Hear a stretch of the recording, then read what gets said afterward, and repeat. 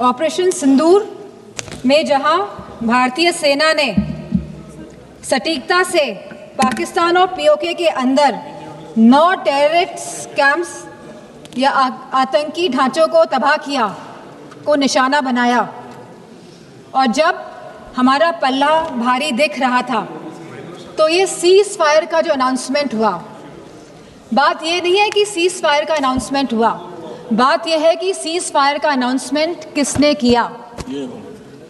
किसी भी भारत के मंत्री ने या कोई भी भारत के ऑफिशियल हैंडल से यह अनाउंसमेंट क्यों नहीं किया गया? भारत के देशवासियों को क्यों यह सूचना एक अमेरिका के राष्ट्रपति के द्वारा मिली? सवाल इस बात का है। सेम कहीं ना कहीं भारत की फॉरेन पॉलिसी पूरी तरह से फेल है, और जो ये विश्व गुरु का जो माहौल बनाया जा रहा है देश में और पूरे विदेशों में, कहीं ना कहीं ये भी पूरी तरह फेल है। क्योंकि ऑपरेशन सिंदूर के तुरंत बाद और सीज फायर के तुरंत बाद IMF ने $1 बिलियन पाकिस्तान को देने का काम किया है। वहीं वर्ल्ड बैंक ने $108 मिलियन पाकिस्तान को देने का काम किया है। एशियन डेवलपमेंट बैंक्स ने $800 मिलियन देने का काम किया है। I will finish in 2 minutes. वहीं UN सिक्योरिटी काउंसिल में पाकिस्तान को काउंटर टेररिज्म कमेटी का वाइस चेयरमैन बना दिया गया। यह दर्शाता है कि भारत की फॉरेन पॉलिसी पूरी तरह विफल हुई है। और यही नहीं, पहली बार चीफ ऑफ आर्मी पाकिस्तान का अमेरिका के राष्ट्रपति के साथ लंच करने का न्योता मिला और लंच किया। और बात यहीं पे समाप्त नहीं होती है। आज जनरल माइकल कुरेला को प्रेसिडेंट ऑफ पाकिस्तान ने प्रेस्टिजियस निशान-ए-इम्तियाज अवार्ड भी दिया है। तो ये रिश्ता जो पाकिस्तान का और जो अमेरिका का है, और इन रिश्तों के बीच में भारत का खड़ा है, सवाल इस बात का है। सवाल ये भी है कि अगर चीफ डिफेंस स्टाफ ने ये बात कही कि हमारे लड़ाकू विमान गिरे हैं, तो लड़ाकू विमान तो गिनती के हैं, आज नहीं तो कल तो पता ही चल जाएगा कि कितने लड़ाकू विमान गिरे। प्लीज मां। तो सरकार को क्या दिक्कत है बताने में? सर 2 मिनट्स कि please 1 minute, please conclude. Only 2 minutes last. 1 minute, 1 minute. कितने लड़ाकू विमान गिरे हैं, और ये लड़ाकू विमान जो गिरे हैं ये क्यों गिरे, ये भी सरकार को बताना पड़ेगा। सरकार पूरी तरह से, सरकार का इंटेलिजेंस फेलियर है। सरकार ये बात जानती ही नहीं थी कि जहां हम पाकिस्तान से लड़ रहे हैं, वहीं दूसरा देश, हमारा पड़ोसी देश चीन, चाइना, पूरी तरह से समर्थन कर रहा था पाकिस्तान का।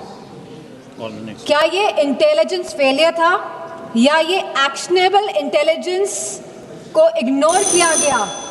अगर हम ऑपरेशन सिंदूर की बात करें तो ये सिर्फ टेरर लॉन्च पैड्स को ध्वस्त नहीं किया, ये पूरी की पूरी तरीके से पाकिस्तान के हौसले को ध्वस्त कर दिया है। लेकिन एक आश्चर्य की बात है मैम, और आश्चर्य की बात यह है कि हमारे दुश्मन देश में एक युवा नेता है और एक युवा नेता हमारे विपक्ष में है।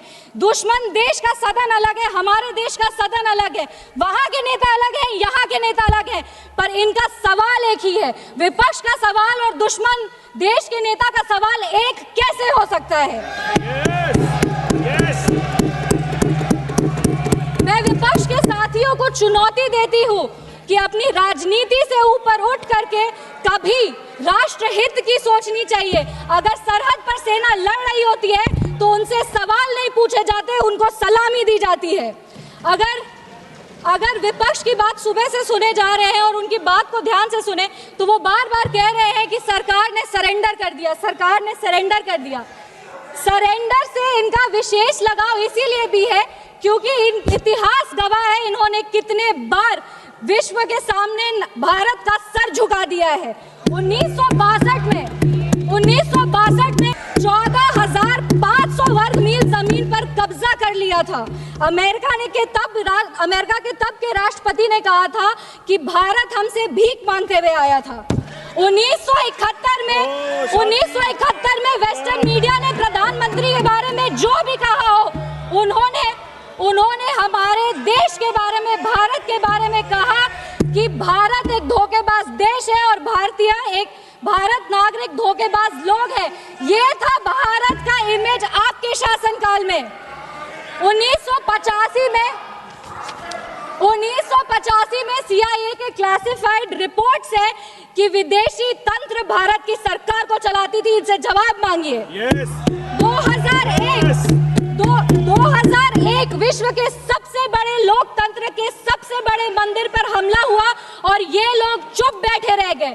2008 मुंबई अटैक, पूरी तरीके से देश को झंझोड़ दिया गया, पर इन्होंने कभी नहीं जवाब दिया। अगर आज आतंकवादियों को जवाब दिया है तो वो हमारे यशस्वी प्रधानमंत्री श्री नरेंद्र मोदी जी की सरकार ने दिया है।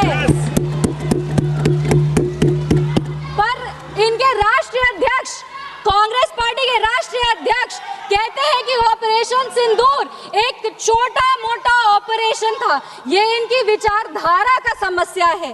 इनको लगता है कि ऑपरेशन सिंदूर एक छोटा मोटा ऑपरेशन था, पर ये इनकी गलती नहीं है। इनकी विचारधारा ये कहती है कि अगर हिंदू धर्म को आगे लेके जाओ, हिंदू धर्म के पक्ष में बोलो तो वो सैफरन टेरराइजेशन है। पर इनकी राजनीति के लिए ये कहते हैं आतंकवादियों का कोई धर्म नहीं होता। ये दोहरा चरित्र क्यों है इनका? आतंकवादियों ने हमारे नागरिकों को धर्म पूछकर मार दिया। हम उनको कहना चाहते हैं कि जिस सनातन को मुगल की तलवार नहीं खत्म कर पाई, जिस सनातन को अंग्रेज की तोप नहीं खत्म कर पाई, उस सनातन को इनकी छोटी मोटी राजनीति क्या खत्म करेगी?